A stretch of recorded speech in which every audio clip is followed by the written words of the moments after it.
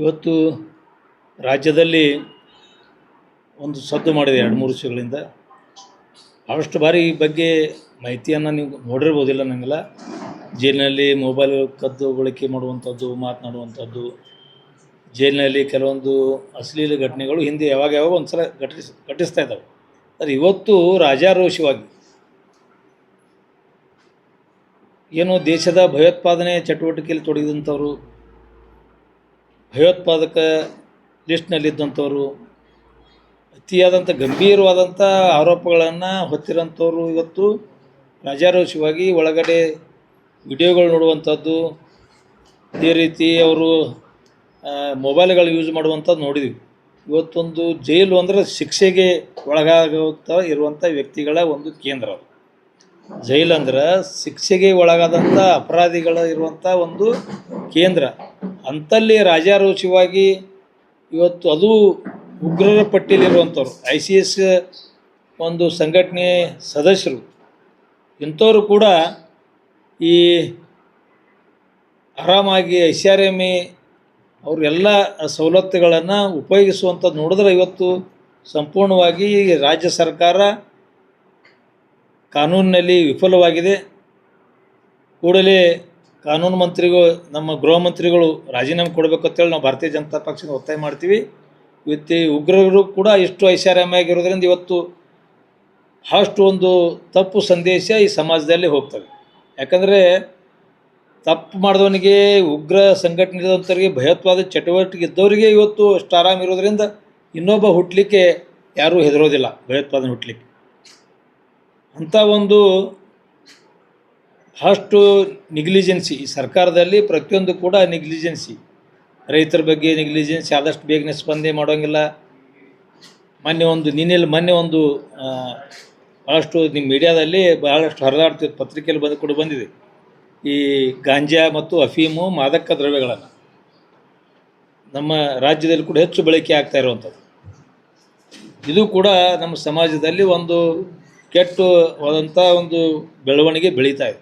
ಇದರಿಂದ ಭಾಳಷ್ಟು ಯುವಕರು ಕೂಡ ಹಾಳಾಗ್ತಾರೆ. ಇಂಥೆಲ್ಲ ಕಾನೂನುಗಳ ಒಳಗಡೆನೂ ಕೂಡ ನಮ್ಮಲ್ಲಿ ಬೆಂಗಳೂರಿನಲ್ಲಿ, ಬಿಜಾಪುರದಲ್ಲಿ ಆ ಉಗ್ರರ ಒಂದು ಚಟುವಟಿಕೆ ಇದ್ದಂಥವ್ರು ಅರೆಸ್ಟ್ ಆಗ್ತಾರೆ. ಎಷ್ಟೋ ವರ್ಷಗಳಿಂದ ಬಿಜಾಪುರಲ್ಲಿ ಮೊನ್ನೆ ತಲೆಮರೆಸ್ಕೊಂಡಂಥ ವ್ಯಕ್ತಿ ಮನೆ ಸಿಕ್ಕ ಬಿಜಾಪುರದಾಗ. ಅವ್ನು ಬಂದು 20 ವರ್ಷ ಇಲ್ಲಿ ಅದಾನ. ಆ ತಮಿಳ್ನಾಡಿನಲ್ಲಿ ಒಂದು ಕೃತ್ಯ ಘಟಿಸಿತ್ತು. ಆ ವ್ಯಕ್ತಿ ಬಿಜಾಪುರಲ್ಲಿ ಸಿಗ್ತಾನೆ. ಇಷ್ಟು ಕಾನೂನಲ್ಲಿ ಸಡಿಲಿಕೆ ಇರೋದರಿಂದ ಸಂಪೂರ್ಣವಾಗಿ ರಾಜ್ಯ ಸರ್ಕಾರ ಕಾನೂನು ಸುವ್ಯವಸ್ಥೆಯಲ್ಲಿ ಹಾಳಾಗಿ ಹೋಗ್ಬಿಟ್ಟಾರೆ. ಇವರು ತಮ್ಮ ಕುರ್ಚಿ ಜಗ್ಗಾಟದಲ್ಲಿ ಸರ್ಕಾರ ನಡೆಸುತ್ತ ಇದರಲ್ಲಿ ಇವ್ರು ಗಮನ ಹರಿಸ್ತಾ ಇಲ್ಲ. ಯಾರು ಮುಂದಿನ ಮುಖ್ಯಮಂತ್ರಿ ಆಗಬೇಕು, ಯಾರು ಉಪಮುಖ್ಯಮಂತ್ರಿ ಆಗುವಂಥ ಜಂಜಾಟದಲ್ಲಿ ಮುಖ್ಯಮಂತ್ರಿಗಳು, ಉಪಮುಖ್ಯಮಂತ್ರಿಗಳು ಮತ್ತು ಗೃಹ ಸಚಿವರು ಎಲ್ಲರೂ ಕೂಡ ತಮ್ಮಲ್ಲಿ ಬಿಜಿ ಆಗಿಬಿಟ್ರೆ, ಅಕಸ್ಮಾತ್ ಇದನ್ನು ನಾನು ಅದೇ ಅವ್ರ ಹೇಳಿಕೆ ನೋಡಿದೆ, ನನಗೆ ಅಪಮಾನ ಆಗ್ತದ ಇಲ್ಲಿ ಗೃಹ ಇಲಾಖೆಗೆ ಅನ್ನುವಂಥದ್ದು ಹೇಳಿದ್ರು. ಏನಾದರೂ ಹೆಚ್ಚು ಕಡಿಮೆ ಆಗಿದ್ರೆ ಏನು ಘಟನೆ ಆಗ್ತದೆ? ನಿನ್ನೆ ನೋಡಿ ದಿಲ್ಲಿಯಲ್ಲಿ ಬಾಂಬ್ ಸ್ಫೋಟ ಆಯಿತು. ಅಂಥ ಒಂದು ಇದರಲ್ಲಿ ಈ ರೀತಿ ಉಗ್ರರು ಬಹುತೇಕ ಪಾಕಿಸ್ತಾನ ಬಾರ್ಡ್ರದಾಗಿಲ್ಲ, ನಮ್ಮ ದೇಶ ಒಳಗಡೆನೇ ಇದ್ದಾರೆ. ಇದಕ್ಕೆ ನಾನು ಒಂದು ಮಾತನ್ನು ಹೇಳಕ್ಕೆ ಬಯಸ್ತಾ ಇದ್ದೀನಿ.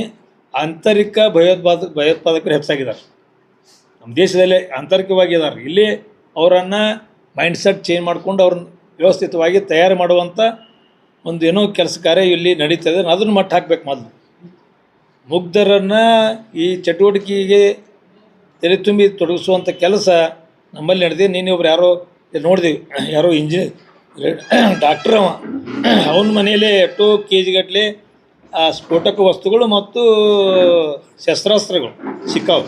ಅಂದರೆ ಇದರ ಅರ್ಥ ಎಜುಕೇಟೆಡ್ ಕೂಡ ಇಂಥದ್ರಲ್ಲಿ ಭಾಗಿಯಾಯ್ತು. ಇದು ಲಾಂಗ್ ಪ್ರೊಸೆಸ್ಸಿಂದ ಕಂಡು ಹಿಡಿದಾರೆ.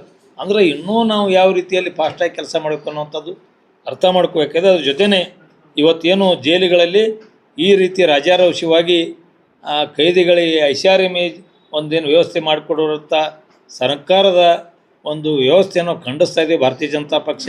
ಅದೇ ರೀತಿ ಗೃಹ ಮಂತ್ರಿಗಳು ಇವತ್ತು ತಾವು ರಾಜೀನಾಮೆ ಕೊಡಬೇಕು, ತಾವು ಈ ನಿಭಾಯಿಸುವಲ್ಲಿ ವಿಫಲ ಆಗಿದ್ದಾರೆ ಅನ್ನುವಂಥದ್ದು ಕೂಡ ಈ ಸಂದರ್ಭ ಹೇಳಿ ಬಯಸ್ತಾರೆ. ಕಬ್ಬು ಬೆಳೆಗಾರರದು ಈಗಾಗಲೇ ನಿಮಗೆ ಗೊತ್ತು, ನಿಮ್ಮ ಎದುರುಗಡೆ ಬಂದದ, ಆಮೇಲೆ ನಮ್ಮ ಎದುರುಗಡೆ ಬಂದದ, ಮುಗಿದದಲ್ಲ ಅದ್ರದ್ದು ಹೋರಾಟ.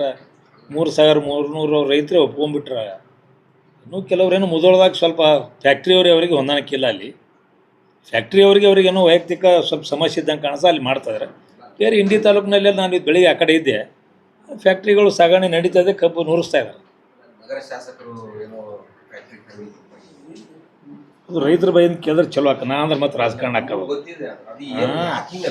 ಉಪ್ಪು ಪಟ್ಟಣ ಸಿಟ್ಟು ಹೇಳಿದ್ರೆ ವಿಶೇಷ ಮತ್ತೆ ರಾಜಕಾರಣ ಆಗ್ತದೆ. ಬಸವನಗುಡಿ ಪ್ರಶ್ನೆಗ ನೀವು ಯಾರು ಒಬ್ರು ರೈತರ ಬೈಲಿ ಕೇಳ್ರಿ, ಅವ್ರು ಚಂದಂಗೆ ಹೇಳ್ತಾರೆ. ಆಯ್ತು, ಅದನ್ನೇ ರೈತರದೇ ನಾವು ಸಮರ್ಥನೆ ಮಾಡ್ಕೋತೀವಿ ನಾವು ಕೂಡ. ನಿಮ್ಮ ಮೀಡಿಯಾದಿಂದ ತೋರಿಸ್ರೆ ಹೇಳ್ತೀನಿ, ಅದನ್ನ ನೆನಪಿಲ್ಲ ನನಗೆ. ಅದು ಅಲ್ಲ, ಸ್ವಲ್ಪ ದೊಡ್ಡ ಸುದ್ದಿ ಅದ ಇಡೀ ರಾಜ್ಯದಾಗ. ಉಗ್ರರ ಪಟ್ಟಿಯಲ್ಲಿದ್ದಂಥವ್ರು ಉಗ್ರರಿಗೆ ಅವರೇ ಅಗದಿ ಆರಾಮ ಡ್ಯಾನ್ಸ್ ನೋಡಿ ವಿಡಿಯೋ ನೋಡ್ಕೋತ ಕಿಶನ್ ಜೇಲ್ನಾಗ ಕಾಲು ಕಳೆಯತ್ತಾರಂದ್ರೆ ಇನ್ನೊಬ್ಬ ಯಾಕೆ ಉಗ್ರ ತಯಾರಾಗಂಗಿಲ್ಲ? ಇವರು ಇನ್ನೊಬ್ಬ ಉಗ್ರ ತಯಾರ ಪ್ರಚೋದನೆ ಮಾಡ್ದಂಗೆ ಅವ್ರು ಆರಾಮಿಟ್ರ ಏನೂ ತ್ರಾಸಿ ಇರಲ್ಪ, ಒಳಗೋದ್ರೆ ಆರಾಮಿರ್ಬೋದು, ಶಿಸ್ತಂಗೆ ಊಟ ಮಾಡ್ಬೋದು, ಚೇನಿ ಹೊಡಿಬೋದು, ವಿಡಿಯೋ ನೋಡ್ಬೋದು, ಫೋನಾಗ ಮಾತಾಡ್ಬಿಡ್ತೀವಿ.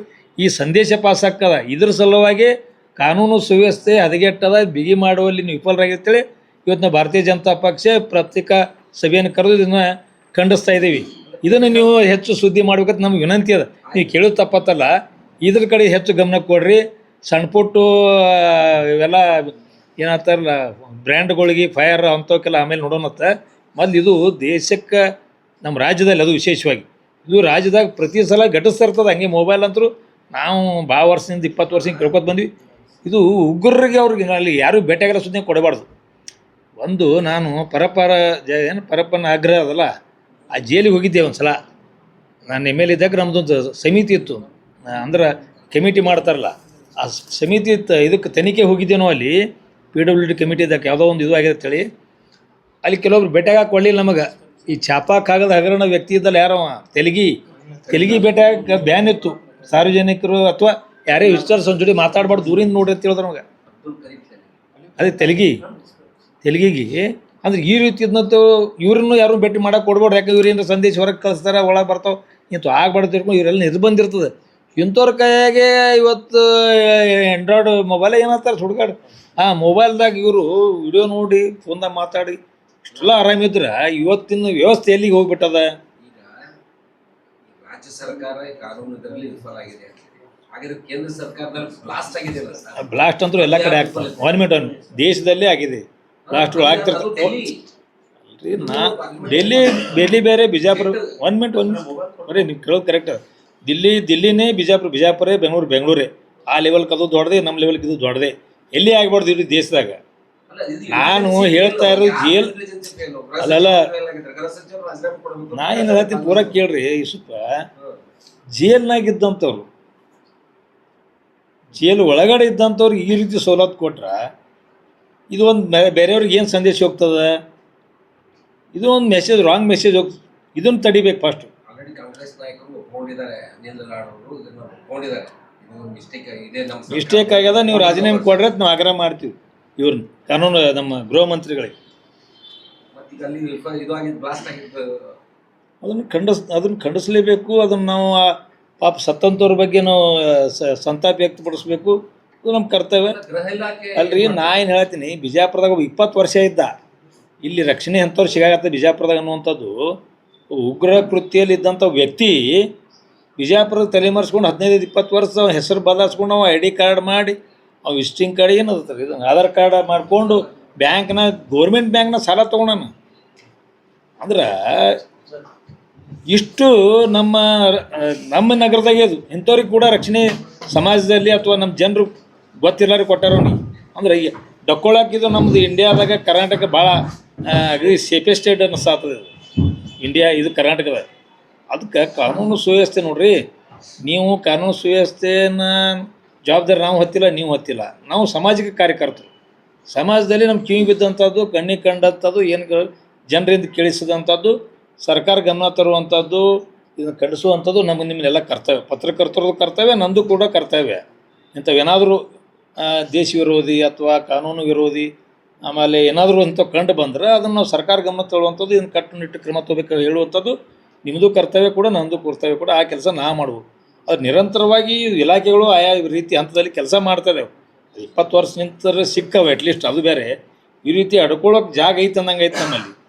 ಅದನ್ನು ನಾವು ಚಿಂತನೆ ಮಾಡಬೇಕಾಗಿದೆ. ಇವತ್ತು ಯಾರೇ ಇರಲಿ, ಇವತ್ತು ಇದು ನಾವೆಲ್ಲ ಎಷ್ಟು ಚಿಂತನೆ ಮಾಡ್ಬೇಕಂದ್ರೆ, ಇವತ್ತು ವೈಫಲ್ಯ ಆಗ್ಯದ ಕಾರ್ಯಾಗ್ರಹದಾಗ ಈ ರೀತಿ ಮಾಡ್ತಾಯಿದ್ರೆ ಇದು ನಾವು ಖಂಡಿಸಲೇಬೇಕು. ನಾವು ಒಂದು ರಾಜಕೀಯ ಪಕ್ಷವಾಗಿ ಸಾಮಾಜಿಕ ಕಾರ್ಯಕರ್ತನಾಗಿ ನಾವು ಖಂಡಿಸ್ತೀವಿ. ಇದನ್ನು ಇವ್ರ ಮಂತ್ರಿಗಳು ಜವಾಬ್ದಾರಿ ಹೊತ್ಕೋಬೇಕು, ತಪ್ಪು ಒಪ್ಕೋಬೇಕು. ಇದು ಅವರ ವ್ಯವಸ್ಥೆ ಇಲ್ಲಿ ಹಾಳಾಗ್ಯದ ಅನ್ನೋಂಥದ್ದು ನಾವು ಪಕ್ಷದಿಂದ ಒತ್ತಾಯ ಮಾಡ್ತೀವಿ ಅವ್ರ ಮೇಲೆ. ನಮ್ಮದು ಹೋರಾಟ ಕೂಡ ಇದೆ. ಯುವ ಮೋರ್ಚಾ ಕಾರ್ಯಕರ್ತರು ಕೂಡ SP ಕಚೇರಿಗೆ ಹೋಗಿ ಇವತ್ತು ಅವ್ರಿಗೆ ಅಲ್ಲಿ ಒಂದು ಪ್ರತಿಭಟನೆಯನ್ನು ಮಾಡಿ ಮನವಿ ಕೊಡ್ಲಿಕ್ಕೆ ನಮಗೆ ಯುವ ಮೋರ್ಚಾ ಕಾರ್ಯಕರ್ತರು ಇವತ್ತು ಹೋಗ್ಯಾರ. ಇದು ಎಚ್ಚರಿಸುವಂಥದ್ದು ಕರ್ತವ್ಯ. ನಾವು ವಿರೋಧ ಪಕ್ಷದಾಗ ಅಥವಾ ನಾವು ಆಡಳಿತ ಪಕ್ಷದಲ್ಲಿ ಸಂಬಂಧ ಇಲ್ಲ, ಎಚ್ಚರಿಸುವಂಥ ಕೆಲಸ ನಾವು ಮಾಡ್ತಾಯಿದ್ದೀವಿ. ಆದರೂ ಒಂದು ಚಿಂತನೆ ನೀವೆಲ್ಲ ಪತ್ರಕರ್ತರಿದ್ರೆ ನೀವು ಮಾಡಬೇಕು, ಈ ದೇಶದಲ್ಲಿ ಏನು ನಡೀತಾ ಇದೆ ಅನ್ನೋಂಥದ್ದು. ಯಾವುದೋ ಪಕ್ಷಾತೀತವಾಗಿ ಹೇಳ್ಬೇಕಂದ್ರೆ ಏನು ನಡೀತಾ ಇದೆ ಅನ್ನೋಂಥದ್ದು, ಯಾವ ಚಟುವಟಿಕೆಗಳು ನಾವು ಏನಪ್ಪ ಅಲ್ಲಿ ಬಂದು ಕಾಶ್ಮೀರದಾಗ ಫೈರಿಂಗ್ ಮಾಡತ್ತಾರ, ಅಲ್ಲಿ ಫೈರಿಂಗ್ ಮಾಡತ್ತಾರ, ಅವ್ರು ಸೈನಿಕರು ಹೊಡಿತಾರೆ, ಗೊತ್ತಾತ ಸೈನಿಕರು ಹೊಡಿತಾರೆ. ಇಲ್ಲಿ ಒಳಗಿಂದೊಳಗೆ ಬೆಳೀಲಕ್ಕತ್ತದಲ್ಲ ಇದನ್ನು ಯಾರು ಕಂಡು ಹಿಡಿಬೇಕಿದು. ಒಳಗಿಂದೊಳಗೆ ಕಂಡು ನಡೀತಾ ಇದೆ ಅಂದ್ರೆ ಇಲ್ಲಿ ಏನೋ ಒಂದು ವ್ಯವಸ್ಥೆಯಲ್ಲಿ ಅವ್ರಿಗೆ ಇಂಡೈರೆಕ್ಟ್ಲಿ ಬೆಂಬಲ ಐತಿ ನಮ್ಮ ದೇಶದಾಗ ಅನ್ನುವಂಥದ್ದು ಒಂದು ಸಂಖ್ಯೆ ವ್ಯಕ್ತ ಆಗ್ತದೆ ನಮಗೆ.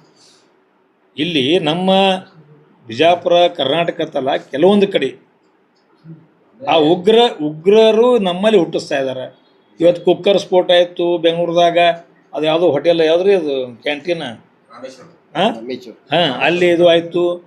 ಇದು ನೀವು ನೋಡ್ತಾ ಇದ್ದೀರಿ. ಇದು ಭಾಳ ಅಲ್ಲಿ ಅದಕ್ಕಿಂತ ಭಾಳ ಕೆಟ್ಟ ಇದು ಭಾಳ ಭಯಾನಕ ಇದು.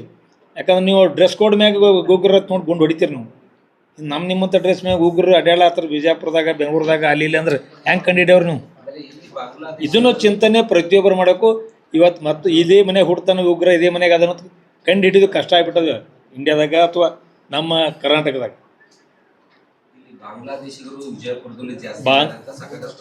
ಹೌದು ಅದಾವ. ಇದ್ರ ಬಗ್ಗೆ ಸಪ್ರೇಟಾಗಿ ನಾನು ಇನ್ನೂ ಮಾಹಿತಿ ತೊಗೊಂಡಿಲ್ಲ. ಭಾಳಷ್ಟು ಸಲ ಇದ್ರ ಬಗ್ಗೆ ಸರ್ಕಾರದ ಗಮನ ಸೆಳೆಯುವಂಥ ಕೆಲಸ ಭಾಳ ಮಂದಿ ಮಾಡ್ಯಾರ. ನಾ ಆತಲ್ಲ, ಎಲ್ಲರೂ ಮಾಡ್ಯಾರ, ನಾನು ಹಿಡ್ಕೊಂಡು ಎಲ್ಲರೂ ಮಾಡ್ಯಾರ.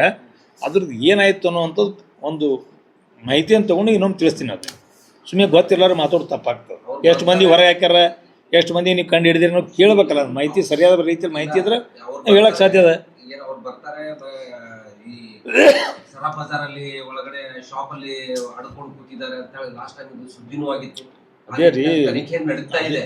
ತನಿಖೆ ನಡೀತಾ ಇದ್ರೆ ಮುಚ್ಚೋಗ್ಬಿಡುತ್ತೆ. ಅದ್ರ ಬಗ್ಗೆ ದನಿ ನೀವು ಎತ್ತುತ್ತೀವಿ. ನಿಮಗೂ ಕೂಡ ಧನ್ಯವಾದಗಳು ನೆನಪು ಮಾಡಿ ಕೊಟ್ಟಿದ್ದಕ್ಕೆ. ನಾನು 3 ದಿವಸಗಳಲ್ಲಿ ನಾನು SP ಕಚೇರಿಯಿಂದ ಮತ್ತು ಜಿಲ್ಲಾಧಿಕಾರಿ ಕಚೇರಿಯಿಂದ ವರದಿ ತರಿಸ್ಕೋತೀನಿ.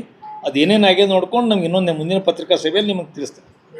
HMB फंक्शन हॉल आपके खुशियों की जगह। बीजापुर में मंगनी, शादी, अकीका जैसे खुशियों के प्रोग्राम्स के लिए पार्किंग की विशाल जगह और आलीशान हॉल में रहने खाने के सारे इंतजाम।